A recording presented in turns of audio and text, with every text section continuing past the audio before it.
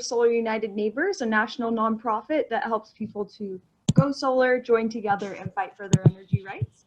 Our solar congresses are usually in person, but this year we've transitioned to virtual, and the next few weeks are a great way for solar supporters across the country to come together and participate in sessions ranging from skills trainings to more about solar in your community, as well as various other sessions. So don't miss out on the many more sessions we have coming up. I'll drop a link in the chat with the calendar of the other events that we have coming up throughout the next couple of weeks for you to check out.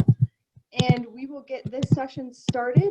Thank you all for coming to our Ask Me Anything session on electric vehicles. We are super excited to have this be a casual, interactive conversation, so feel free to hop in to the conversation. We encourage you today, if you feel comfortable, to turn off your camera or turn on your camera or off, whatever you feel comfortable with. And you're welcome to ask questions through the chat or by taking yourself off mute and just asking it that way. Our panelists are ready to answer, but also feel free to hop in if you have any other experience or thoughts to add in. I'm going to give each of our panelists the opportunity to introduce themselves, and then we'll turn it over to the audience for questions. So let's get started. Blair, do you want to introduce yourself? Sure. Thanks, Alexis, and thank you, Sun, for having us. Thank you all for joining us today as well. I know we don't have a ton of time, so I'll be brief. My name's Blair, St. Ledger-Olson. I lead an electric vehicle campaign with an organization called Generation 180, and I am soon, hopefully, going to be driving electric myself. My spouse and I have ordered the Mini Electric after giving up my dreams of having a used e-Golf. Coronavirus threw all sorts of fun speed bumps in our way, and so finally pivoted, got the Mini. Really excited, but I am definitely what you would consider an EV expert, so happy to answer any questions. And today I am in sunny Delaware instead of Charlottesville, Virginia, where our office is based out of, but I'm really happy to be here. Thanks, Alexis. Thanks, Blair. Rebecca, do you want to introduce yourself?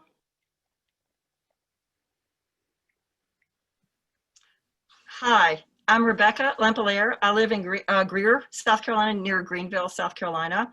And as you can tell, I'm a Tesla fanatic. I have a Model S that I bought back in December of 2017. So I've had it almost, December will be 3 years. So a little bit of experience with that. Before I got, also right after I got my car, I went 100% solar. And then last year I was able to add 3 Tesla Powerwalls, so I actually have battery backup as well. My solar system is a 14.4 kilowatt system, which actually provides a lot more right now than what we need, but we hope to have a second EV. Right now we have a Prius as a second vehicle that's getting some miles on it, and so we're hoping that we'll have plenty of power to power our second electric vehicle. Thank you, Rebecca. Zach, do you want to introduce yourself? Sure. Hello, everybody, and thank you to Solar United Neighbors for having me be a part of this. My name is Zach Hurst. I represent EV Resource. We're a digital media company that really focuses on bringing to the latest EV information, news, and ultimately answering questions about electric vehicles. So this type of event really fits into our wheelhouse. Very excited to be here. I am an EV owner. I have a small little Chevy Spark EV. It's a 2016. I bought it used about 1.5 years ago. And other than that, just very obsessed ultimately with the EV community and the vehicles that we all are learning to love. Thank you all for introducing yourselves. We're super excited to have our EV experts and enthusiasts here with us today. So I'd like to open it up to folks. You're welcome to put your questions in the chat or unmute yourself and ask a question that way, whatever is easiest for you. So we're opening it up now. Let us know any questions that you have about EVs, and we have our panelists here to answer. All right, we have one question that says, "Hi Blair," so I'm gonna read it. My next vehicle purchase will be an EV, and similar to you, COVID changed my plans and the amount of money that I'm able to spend on an EV. Any tips or sites or recommendations for affordable EVs on the market? Absolutely. So COVID changed our plans in 2 different ways.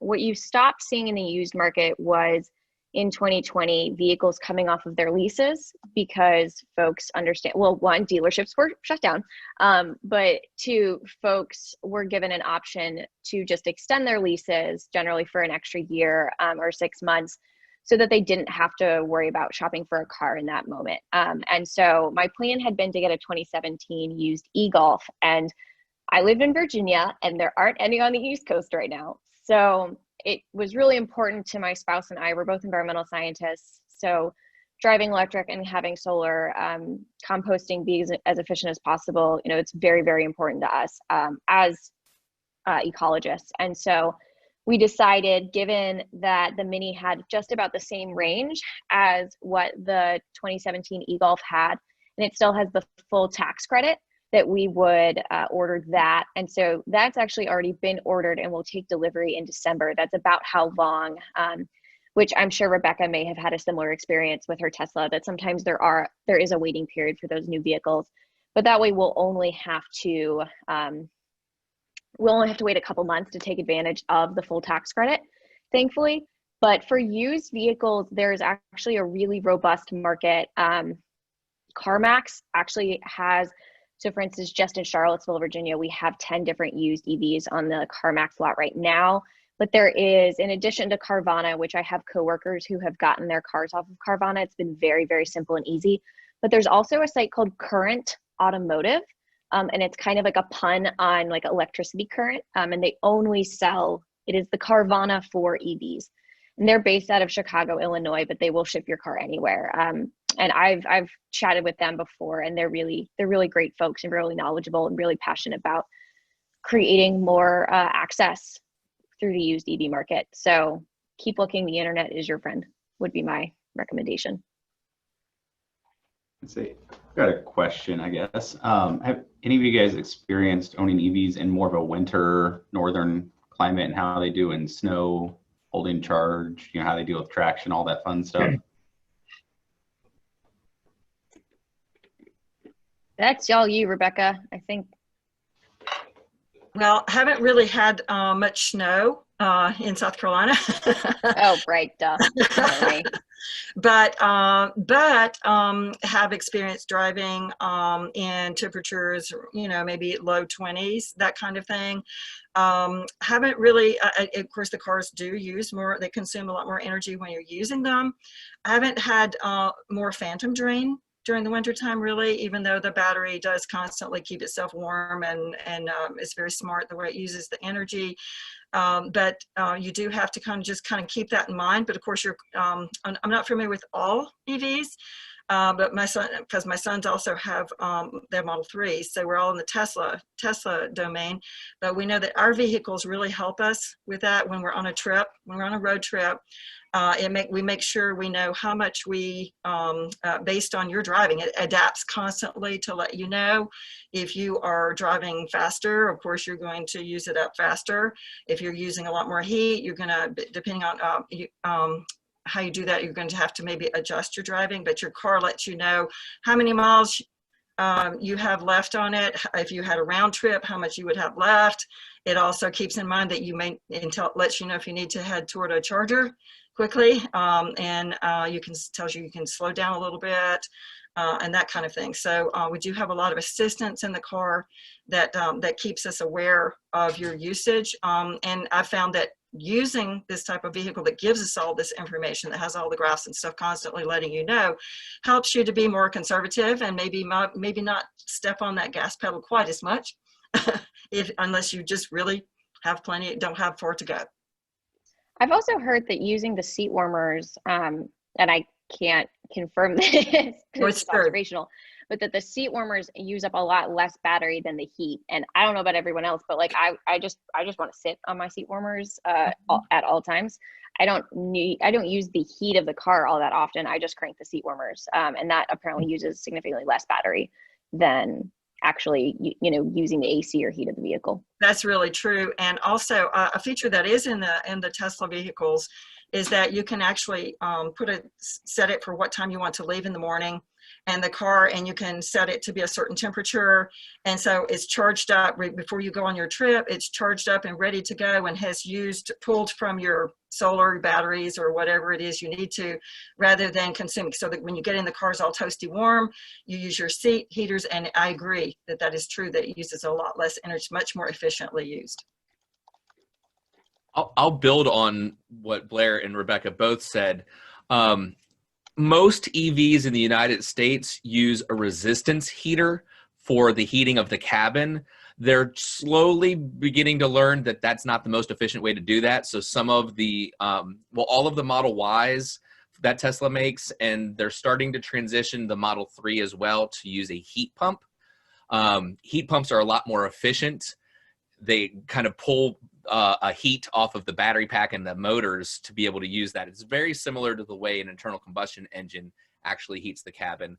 But to Blair's point that using seat heaters is a lot more efficient, because then you're heating yourself versus all of the air in the entire cabin. Yeah. I found that if I were using the heat in the winter when driving my car, that I could use up to 20% of the available energy just to heat the cabin.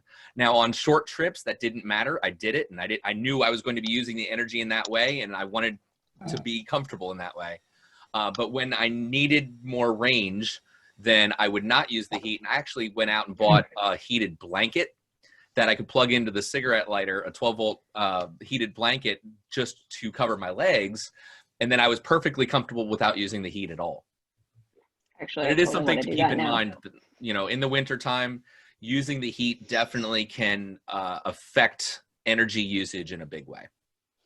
But I also would flag that, let's just be fair, remember that your ICE vehicle is also affected by cold temperatures, the performance of your vehicle, not only from just a basic physics perspective in terms of the size of molecules, depending on the change in temperature. Sorry, I'm a scientist, I can't turn it off.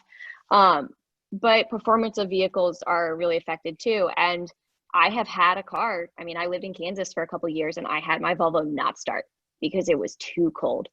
And you don't have those same issues with EVs. So we hear a lot of that, like, oh, but what about when it's cold, or what about when you're cranking the air conditioning? It's like, those are fair questions, keep asking them, but also try to remind yourself that, we ask a lot of questions of EVs that we don't ask of ICE vehicles, internal combustion engine vehicles, because we're so used to that technology.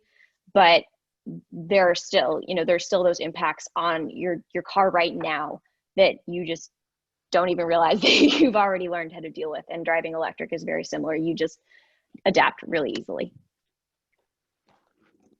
I drive a Ford C-Max, which is a hybrid, and I'm in love with that right now. It's an old one, 2013, but I'm in the market for an EV, and my neighbor has a Chevy Bolt. And I've been reading a little bit about the Chevy Bolt, and they're supposed to come out with a new battery called, I think, the Ultium or something like that.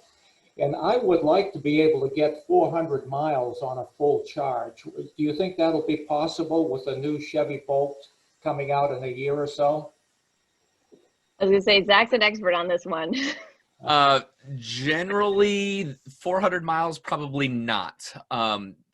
What GM's doing with their Ultium battery, it's basically a battery format, an architecture that they're using for that. And actually the Bolt EUV, not the current Bolt, the SUV, but the EUV, it's going to be confusing.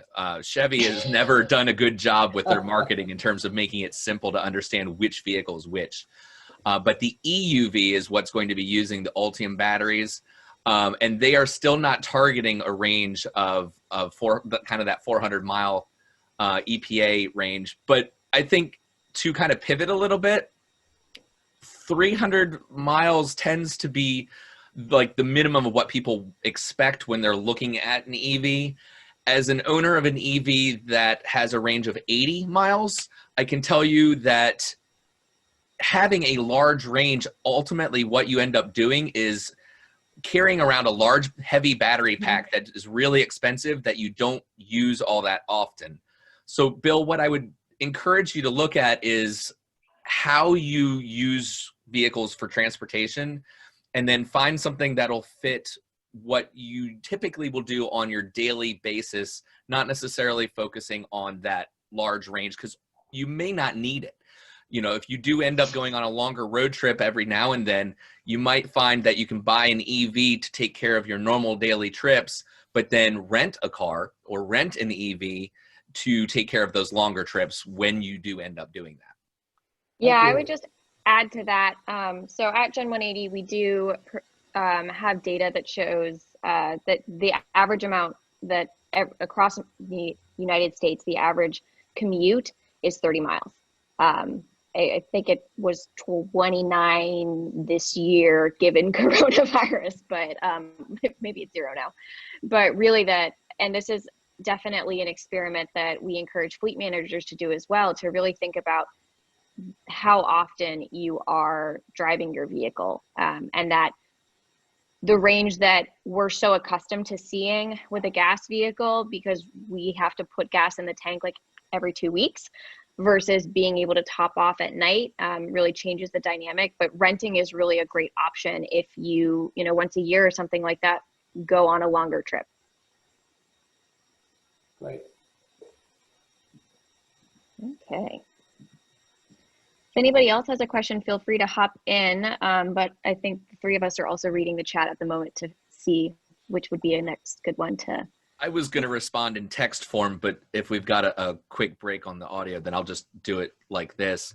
There was a question, now I got to scroll up a little bit, about charging. And actually kind of two questions that the answer is similar.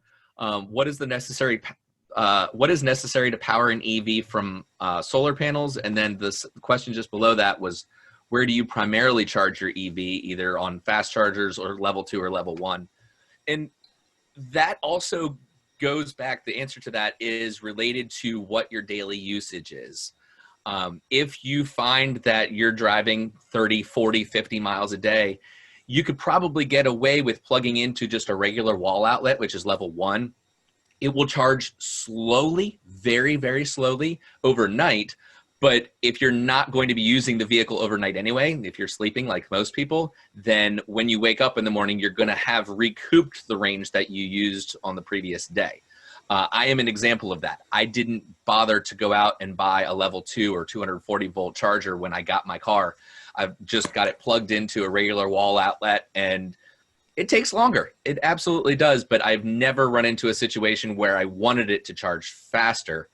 The exception to that is obviously going to be if you are driving more miles per day, or you have a vehicle that is not as efficient, so you're using more energy to drive lower miles. But ultimately, to be able to calculate how much energy you need per day is going to be difficult. There are ways of looking up ratings for each vehicle and what kind of energy per mile they will use.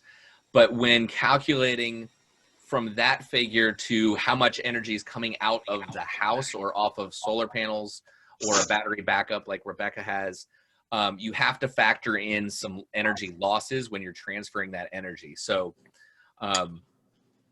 that was kind of a long answer, but generally most people will charge at home overnight using either just a regular level 1 outlet, or I would say most people probably spring for a level 2 240 volt charger at their house. I can add some things to that, because I actually have 3 possibilities at home. I do have a Tesla wall connector, which I absolutely love, because it is, if you're in, if you want to go a little faster, I plug into that one, and it charges my car at 34 miles an hour, whereas the trickle charger 110 charges at about 4 miles per hour. The 240 would be somewhere in between. My son's Model 3, of course, charges faster because I do have a 2017.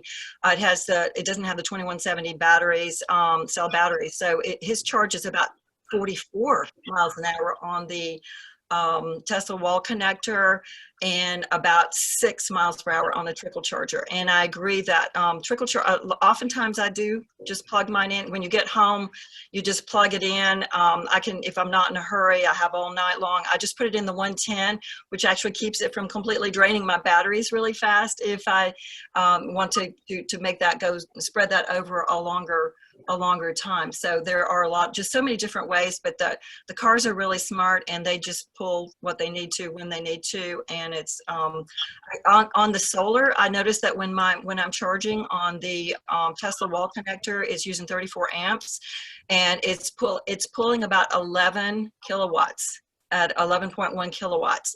If I'm on the 110, is pulling 1.1. So there's a huge difference as to of the drain on the battery. And as he said, there is a little transfer loss.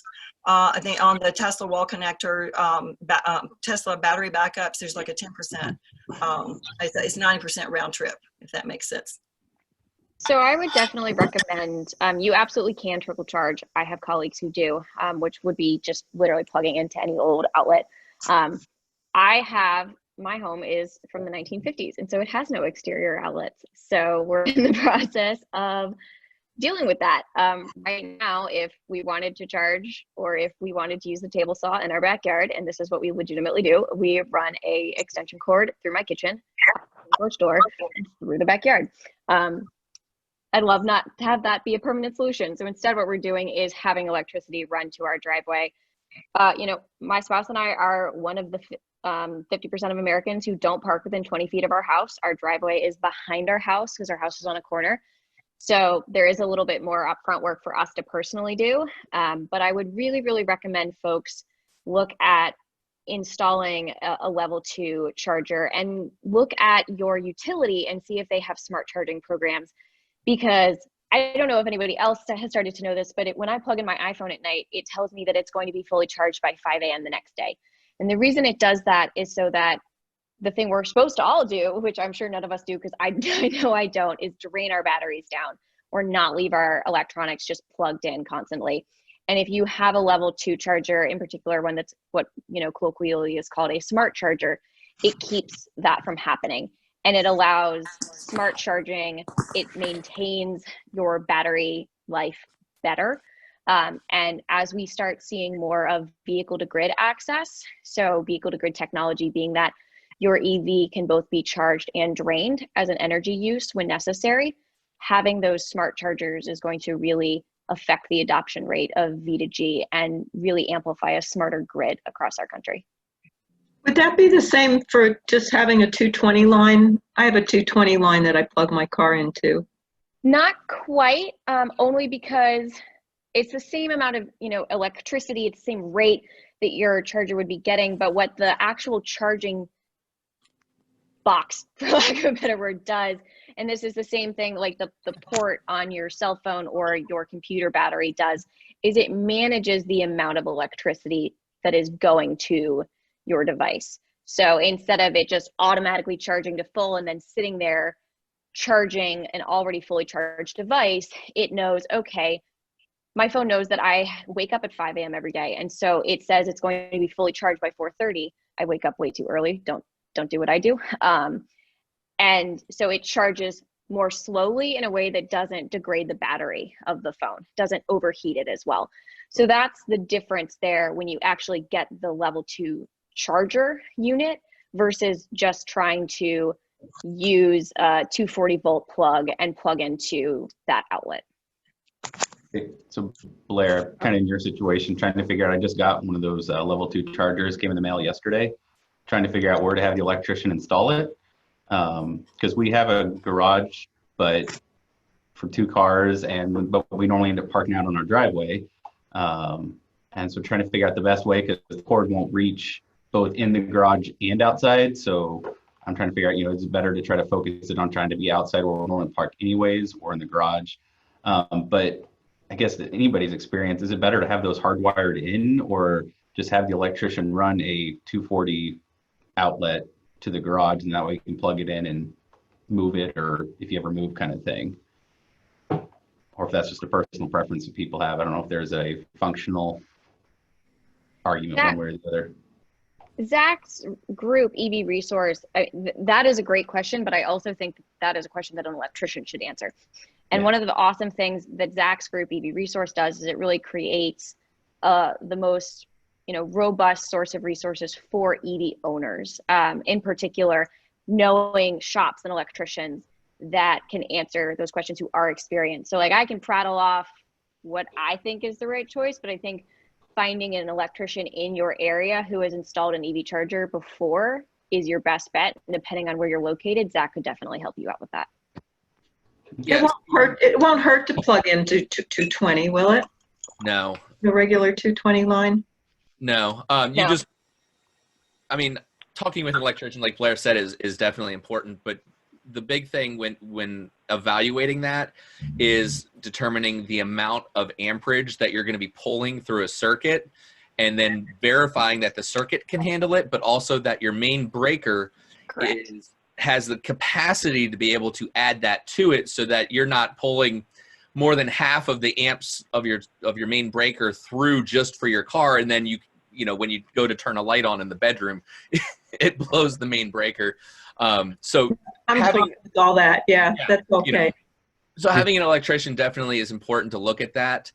Steven specifically, or really anybody, if you are looking to find an electrician in your area that is experienced with charging or installing EV chargers, feel free to email me. It's hello@ev-resource.com. I'll put it in the chat here. And if you've got any questions about that, I can certainly direct you to somebody that would be hopefully experienced close by you. I can't type and talk at the same time. And don't forget that there is a federal rebate. There is a federal tax credit for EV charging installation. And it goes bye-bye at the end of this year. That's why. There's a lot How of, much of an extra battery life do you expect to get from the charger versus the standard 240 volt connection? Any idea? Ooh, that would definitely be negligible and depend on what vehicle you're working with. yeah, it really depends Honestly, on the I vehicle. wouldn't say the difference there is going to be big enough that you'd really notice that much of a difference over the life of the car. Hello. It really depends on your vehicle. Hello, my name is Cliff. I have a question. Can you hear me? Yes, Cliff, go ahead. Yes. Yes, I have a Tesla Model 3, and while I like the car a lot, I mean, it's really a funky thing in terms of it's very variable. I drive pretty much the same way every day, or at least from week to week, and I noticed like the charging, how much battery I use up, the watts per mile, kind of changes according to my charging regimen or a software update. Is that battery degradation, or is that just funky software interpretations, or what? And then the second question is, what's the optimum charging regimen in terms of preserving battery life? I heard one person from who manufactures lithium batteries saying you should keep it charge it between 50 and 70%, and occasionally run it down, which is what I try to do now. Rebecca, do you want to? I can talk about the Tesla side of that. There were a lot of parts to the question, so forgive me if I don't get all of it. How long have you had your Model 3? For about a year and a half. About a year and a half. Okay. The charging rate doesn't really affect, what was your first part of your question? Doesn't really affect Your range, I think. Your range. on there. It's how you drive your car that affects the range.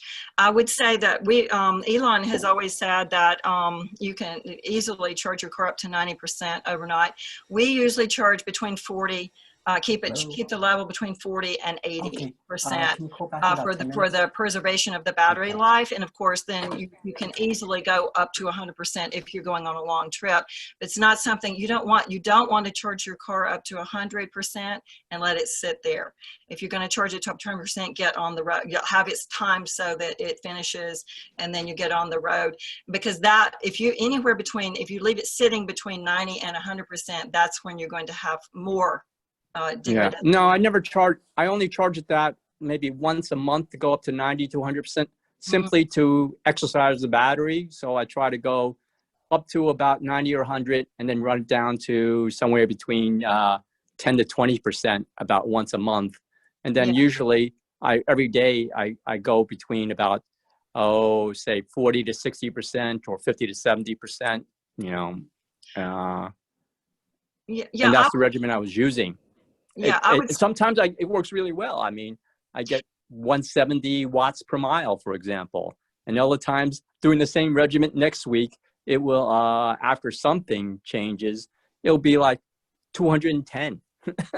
But I would have to say that that's more related to your driving style, Okay. than charging habits. And I think you have to kind of, I mean, all of us kind of stress out at first and focus a lot on the charging, but it's something that basically most of us have found over several years of using is just relax with that. Get your minimum and don't focus too much on it. Just enjoy your car, because as long as you're not, I know that if you consistently just charge, for example, just charge your car up to 70% all the time, then your car actually does have a kind of a, it's memory. Yeah, and it remembers, and it may actually think that it can only go up to 70%, but it can actually do a lot more than that. So that's when they do recommend it calibrating that and driving it down lower, then charging it all up maybe 2 or 3 times, and then you're and then varying that from time to time. But you don't really need to worry about that, because Teslas really don't, unless you do something really weird and keep it charged up to 100% every day and leave it sitting there, your battery life is going to last a very long time. They're very good. Yeah. Well, is cycling once a month sufficient, or do you need to do it more often than that? I'm sorry, is doing what? Cycling it once a month enough? I don't never cycle mine. I've never had to. Yeah. Okay. I do vary from time to time, but I keep mine charged usually around 80–85%, something like that is the limit. And I don't worry about that. I haven't had any issues with that, and neither my sons have not either on their Model 3s. Is that true for all cars, or just Teslas, the charging regimen? Tea time, everybody, lots of questions all at the same time. I mean, Blair, I don't know if you want to answer that, or I can. Go ahead, if I Zach. may. Oh dear. Chris, if I may. Yes, answering Clifford, that exercising regimen is more applicable to nickel cadmium batteries than lithium ion. Okay. So, Cindy, you had asked if that applies to Teslas or just across the board. I would say with any EV, lithium batteries like to stay between roughly 20 and 80%, but depending on the EV model, what is shown at 80% changes. For example, Teslas will allow you to use 100% of the capacity of the battery, and a lot of EV makers will build a buffer into the battery, both at the top part of charging and also at the bottom, to prevent you from going into the extremes. A great example of that is the Audi e-tron. It's got, over, I believe it's a 86.5 kilowatt hour battery, but they'll only allow you to use 83.5 for some of the earlier, the older models. So it changes car to car. What I would say is if you're looking at an individual model, a very specific model, then reach out to other owners that have that vehicle and ask them what they're doing, or sometimes you can find the owner's manual available online, and you could actually read through the owner's manual to see what the manufacturer specifically recommends for that vehicle. I want to add just one thing to Zach's response, and then I want to let Chris Pierce ask his follow-up question. Your range changes with a gas vehicle too, depending on the temperature, depending on how you drive, depending on what mood your car is in that day, or what mood you're in that day. These are things that you don't worry about in your life right now. And as an EV owner, you are also, Daryl put it really well in the chat, you can micromanage your charging, but it's not worth the hassle. It's just not something that you have to actually think about this constantly. If you're a nerd like some of us are, you're more than welcome to. But the biggest benefit of an EV is that you don't have to worry about all this. You don't have to worry about maintenance. It is so seamlessly integrated into your life that it becomes just the perfect daily driver. And so that would be my encouragement, to not fixate on that particular unit. And now I will be quiet and I will let Chris talk. Oh, thank you very much. First of all, can you see me? I comb my hair. I'd hate to not be seen. So Your camera ready. Oh, thank you. My family is very interested in safety of vehicles. I had until last night a Subaru Ascent, because in 2019, the year I bought it new, it was rated as the safest vehicle. I want to get an electric vehicle. I've wanted to get an electric vehicle for decades, actually, and now seems the right time. And so I've gotten rid of my Subaru, as safe as it was, in favor of getting an electric vehicle, and that's caused some concern to my my children, my grown children, because they're not thinking that I'm moving the right direction. And all of the information I can find, ICE vehicles and EVs are segregated. Tesla says that they're the safest EV. Well, that doesn't help. I'm looking for the safest vehicle. And can you give me any illumination as to how safe electric vehicles are compared to all vehicles? You're up, Zach. Okay, so Teslas are actually the safest vehicle on the road, not just EVs specific. So if you're looking for safety as your goal, then honestly, I would say look to Tesla and don't bother with anything else. But if Teslas aren't your cup of tea and you still want to focus on safety, EVs actually catch fire 8 times less than internal combustion engine vehicles. So that's a myth that I always like to dispel, because they are, in that aspect, much, much safer. In terms of crash safety, it really is going to depend model to model once again. NHTSA is a great resource. That's the national, oh gosh, don't ask me that. National Highway. Thank you. National Highway Traffic Safety They're located Administration. 30 minutes from my house, and I have gone and seen crash testing. So it's really fun if you ever have the chance to go. Yeah, look at their reports. But then also EV specific, something that EVs can do that not all of them do, but they can, is have a frunk, or they have extra space up front where there would normally be a gas engine. EVs that do not have their motor and inverter and all of that equipment up front under the hood the way, unfortunately, mine does, they have that extra crash space in the front. Now that doesn't— They have a crumple zone. Yes. So that, thank you, crumple zone, crash space, you know, technical terms here. I'm a scientist. I can't help myself. Yeah, thank you, Blair. So I would definitely look for EVs that are designed in that way if safety is a concern. Of course, that doesn't speak to side crash rating or, you know, if you get rear-ended.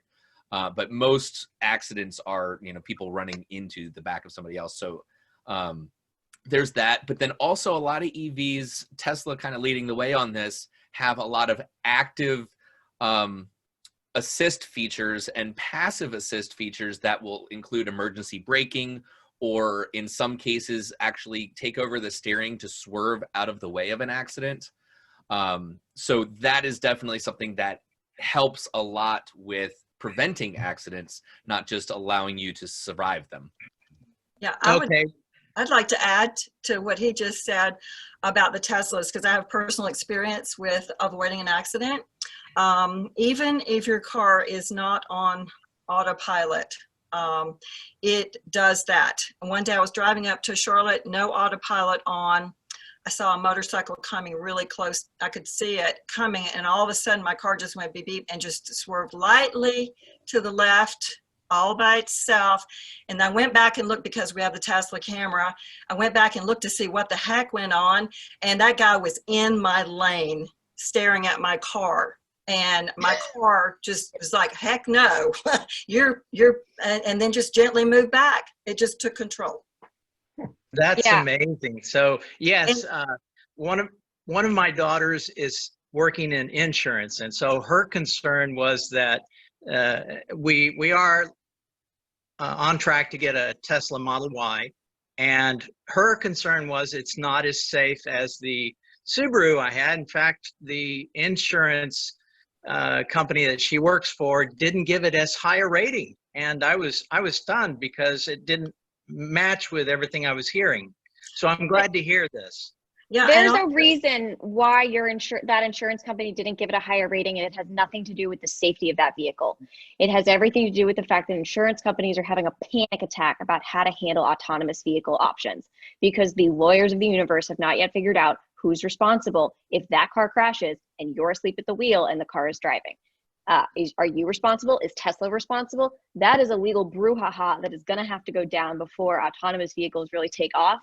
But it has nothing to do with the crash test rating of that car. It is everything to do with Tesla's having higher autonomous vehicle capabilities that are terrifying insurance companies. This is Cliff. I think I can help answer your question. I have both a Subaru Outback and a Tesla Model 3. And I can tell you that the Tesla is heads and shoulders a superior car to the Subaru. However, I would never trust that autopilot or full self-drive 100%. You know, you do it with a little bit guard, because it does do funky things sometimes. Like, you know, especially if you use the autopilot to, you know, go on and off a ramp. If the segment is like short, like less than a quarter mile, perhaps, it won't shift into that one. Or if the lane is too large, it'll swerve back and forth. So, and then sometimes it suddenly brakes if there's a car on your right for some reason, you know, either passing or something like that. So, and you know, according to the software update or things change. I mean, what was the speed limit today is different than the speed limit after the update. So that's the caution I would have to say about the Tesla. But other than that, all my highway driving, I drive with autopilot on, and it's reduced the stress of driving for me over 90%, you know. So I wholeheartedly recommend you get it. You get it with autopilot, and maybe even with the full self-drive. I think it's worth it. yeah, Yeah, and Cliff, that's a good point. also check with other insurance companies. I know because I've been with my company, I just got a really hefty reduction on my traveler's insurance for my Model S, because I just it has the safety, and just got the new AP3, and I explained all that to them, and they sent me like a $200 reduction. Gave me on my insurance. And also keep in mind that these cars, the center of gravity is so low, they don't roll. You know, you have to work really hard to roll them. I They're really appreciate that, heavy. Rebecca, but I can't change my insurance agent, because my insurance agent is my daughter. So. That's understandable. Hire her. That is fair.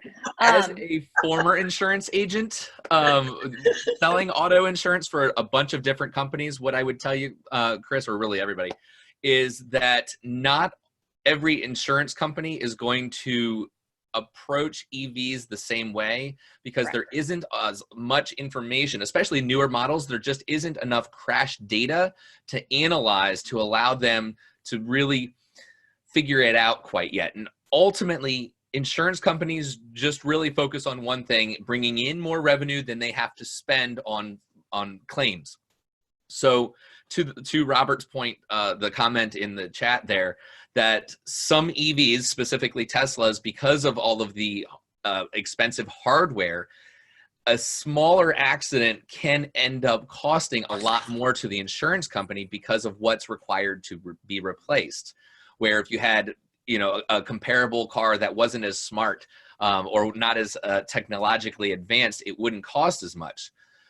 It is, though, a myth that EVs in general cost more to insure than their gas-powered counterparts. That is a myth that has been dispelled a few different times. And if somebody wants links, I can probably direct you to all that after all of this. But in terms of insurance, shopping around is going to be your best bet. And Chris, to your point, if you can't change your agent, then encourage your agent to possibly get in a car. Being able to offer more choices when it comes to companies that she is appointed with, if that's possible. I don't know if she's captive or not. Just a comment. I have USAA, and when I got my Tesla, the insurance rate for that car was actually was lower than my Subaru at first. Awesome. Thank you. And thank you all for answering those questions. We're going to wrap up here. So sorry to cut you all off. I know we have a lot of questions, so don't worry. We're going to be sending out a recording afterwards. I'll send out the contact information for our panelists if they're okay with that, and we'll connect folks so you can reach out, ask questions specifically to them. Feel free to join any of our other Solar Congress sessions that we have coming up. We'll have some other interactive ones where you're able to connect with folks and ask other questions. Tomorrow we have a similar Q&A format with our Go Solar staff, and they also are familiar with EVs, so you're welcome to join that tomorrow to learn more there. Again, thank you all for attending, and thank you so much to our panel of experts for being here with us today. And we hope you all have a great rest of your day. Thank you, everyone. Thanks, everyone. Stay safe. Thanks, everyone. It was a pleasure. Thank you.